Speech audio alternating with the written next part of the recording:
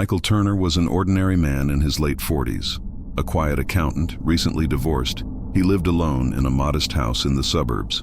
He rarely traveled, but after months of coaxing by colleagues, he finally took a short holiday to Portugal.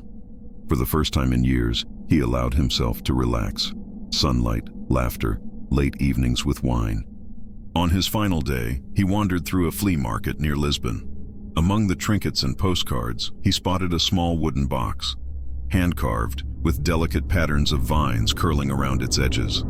The old woman who sold it smiled, her teeth yellow and broken. "Protects the heart," she whispered. Michael looked at her and smiled. He bought the box without thinking.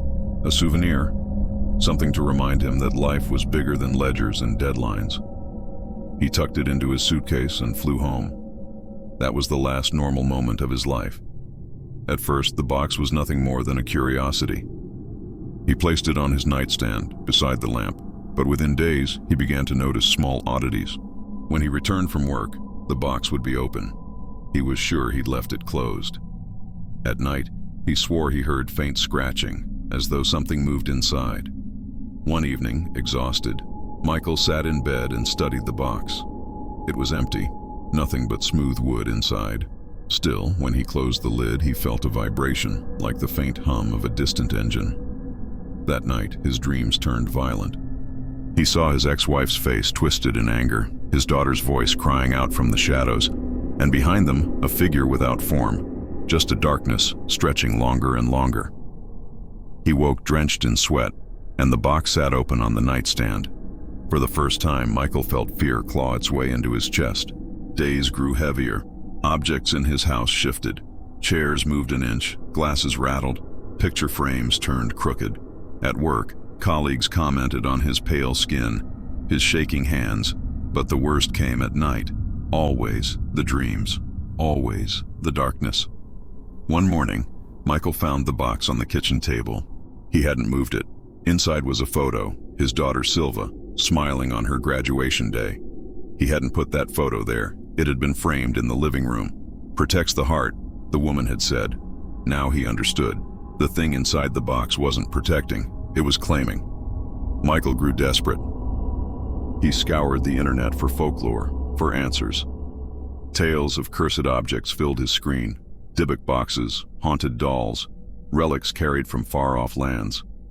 Most stories ended in madness or death. But one thread caught his eye.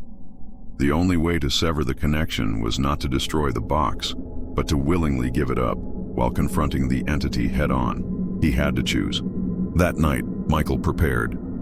He placed the box on the floor of his living room, turned off the lights, and waited. The house groaned as though under pressure. The air thickened, and the scratching grew louder. The lid creaked open on its own. From inside, darkness poured out, a shape rising like smoke with eyes that glowed faintly red. It spoke in a voice that was not a voice. "You gave me what you love. I will keep it." Michael's heart pounded. "No, you can't have her." The shadow swirled, growing taller, its form bending toward him. "Then give yourself instead." He stepped closer, forcing his voice steady. "You've mistaken me. You think the photo means you own her. But it was only a picture. She is not yours, and neither am I." With trembling hands, he lifted the box and held it open. "Take what you want, but not my daughter, not me." For a moment, silence. Then the entity shrieked, a sound like steel tearing. The shadow rushed forward, then collapsed inward, sucked back into the box. The lid slammed shut. The room was silent once more. Michael carried the box outside.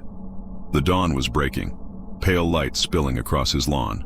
He walked 3 blocks to the church at the corner, a place he hadn't entered in years. The priest looked surprised when Michael handed him the box.